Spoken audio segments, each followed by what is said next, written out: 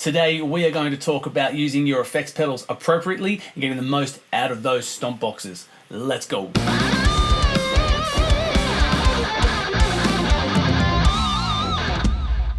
Hey, I hope you are well. Now before we get into things, if anyone from Marshall or Gibson or Boss or anywhere is paying attention, I am not being subtle. Obviously.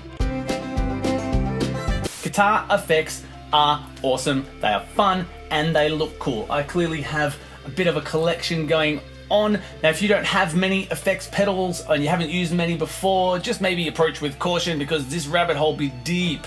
That being said, totally worth it.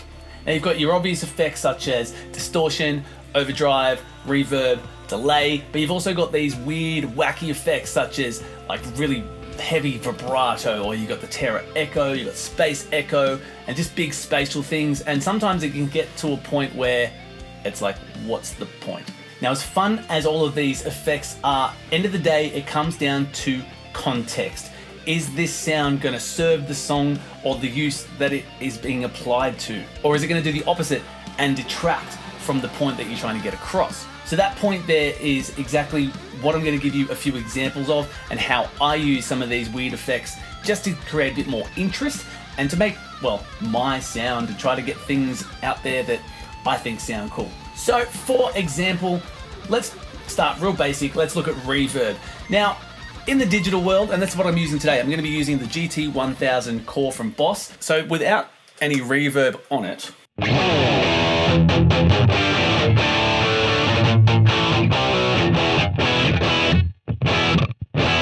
there's no ambience on that. That is really dead. When you record that, it's going to be super dry.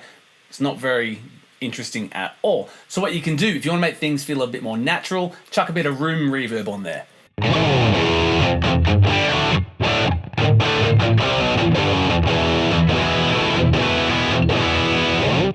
Or if you want it to be a bit bigger, make it a bit longer. Try like a plate.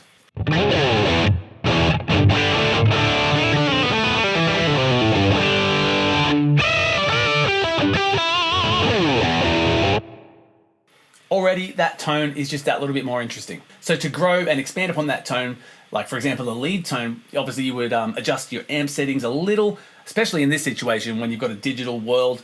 Everything is completely tweakable. So we've got a good reverb, that sounds great, but let's add in a bit of delay.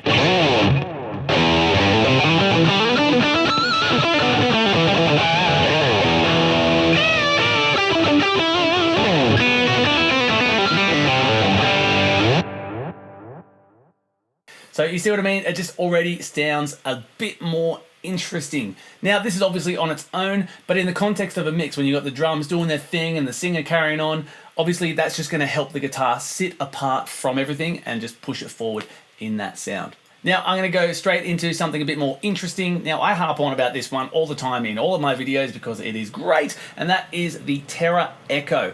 Let's firstly listen to it on a clean.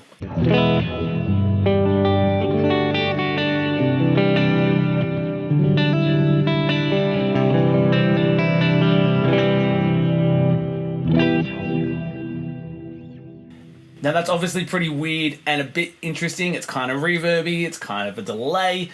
I don't think there's any real answer on what it really is, but it's just cool, it's interesting. Now a lot of people think, like I said at the start, what's the point? Why would you use that? Now if you use it on your own in like a looping thing or just having a jam, it's going to sound cool, it's going to be fun and it's awesome. But then when you get into a band setting, it might feel a bit strange. So again, it's about context. Now I'm going to show you an example of part of a solo that I just recently did on my cover of Radioactive. Now it sounds like this.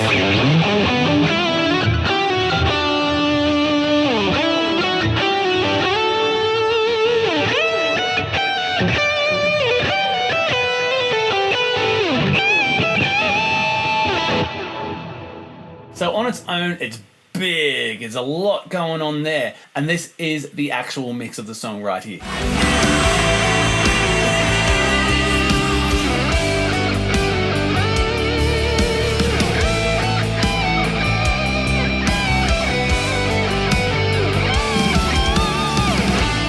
So that's what I think is a good example of context. The start of that solo, I wanted it to be long notes. I wanted it to be big. I wanted to sort of create some kind of atmosphere and feel like we're going somewhere.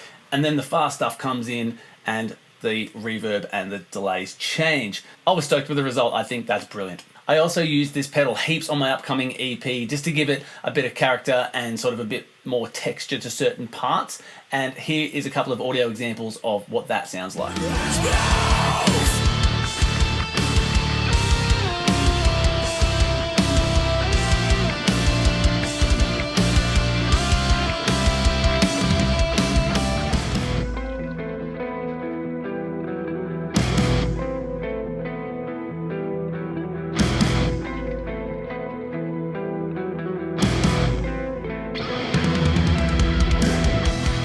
Now, same thing, I think they sound brilliant. I'm really happy with how that came out, and I'm stoked to get that EP out. Stay tuned, I will keep you updated. If you're new to the channel, don't forget to subscribe. This whole channel is all about being creative, getting inspired, trying new things, and keeping that passion for music alive. All right, let's keep moving. Now, another obvious one is a phaser, which sounds like this.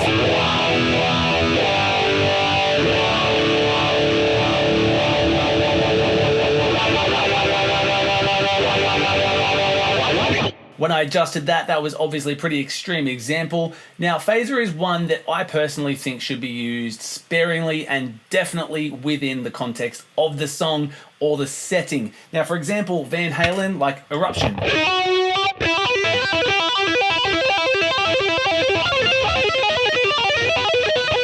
Now, I actually don't know how to play it, but that's kind of the go, you know, that tapping thing?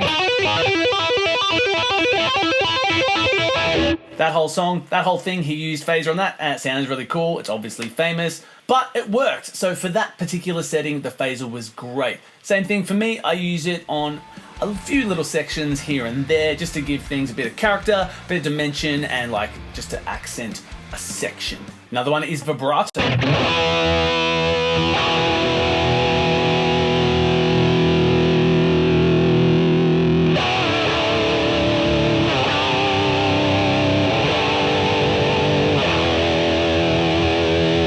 Now that one right there is set to the tempo in the GT1000 core. I definitely recommend you try using your vibrato to a tempo. That way it's going to match the song. It's not going to sound out of place, and it's going to help it sit in a little bit better. So same spiel again, unless you want to be that guy that has like weird, wacky, wonderful effects and just, you know, takes all the attention away from the stuff that you're actually playing and you only have noise.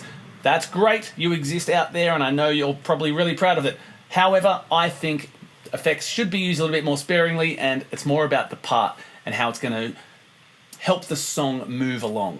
Now here's an example of what you can get out of using just effects. Now this is not a synth pedal, this is everything that you see here on the board.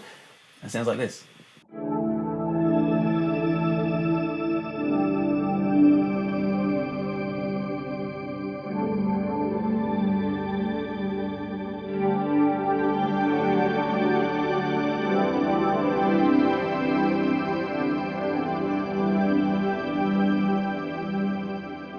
Isn't that amazing? It's like a big droning pad. Now this is basically just a preset that came in the GT1000 core. All I've done is I added some of the Boss Dimension C and a big reverb from the Black Hole reverb, and it sounds amazing. Now one last example is a chorus. Now as guitarists, I think we are all on the hunt for that perfect chorus tone. You know what I'm talking about? There's a point where chorus just sounds like chorus. It doesn't do anything, it just sounds like chorus, and it's not nice. But here's an example I used on a riff in one of my songs. It goes like this.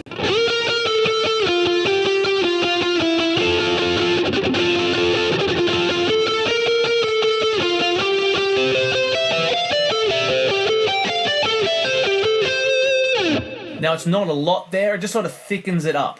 I'm using the bridge pickup, but it just gives it that little bit extra on the sounds. So what I'm using here is the Boss CE1 effect inside the GT1000 core, and I've got it set just to a pretty low rate and just enough depth just so you can sort of feel it thicken up. One more example of that CE1 on a clean tone is this one.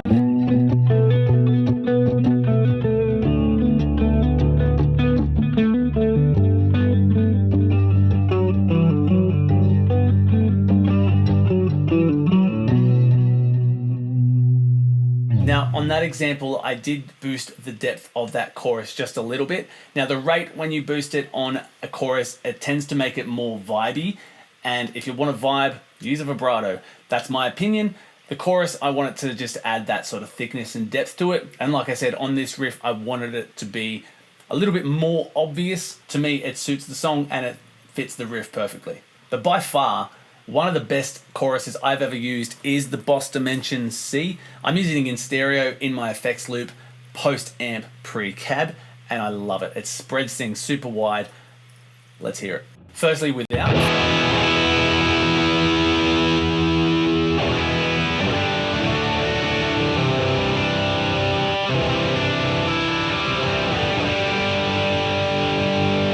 Now that's on the 4th setting, which is basically the thickest setting. I think it sounds best. And it's, like I said, it's in stereo, so it's spread really wide, but it doesn't kill it. It's not too chorusy. It gives it something, it makes it interesting. It doesn't take away from the sound, it's interesting. So that is my opinion on effects pedals. I definitely think it's all about context. As I've mentioned multiple times, try to use them in a way that's gonna complement not only the riff, but the song as a whole. Now, when you go into the studio, do not be afraid to experiment with your effects pedals, plug things in, try it out, make things sound bad, then make them sound good. Again, it's creativity, that's what it's all about. Having fun and getting some cool sounds. I think that's enough opinions for one day. Thanks so much for watching. Stay tuned. See you next time.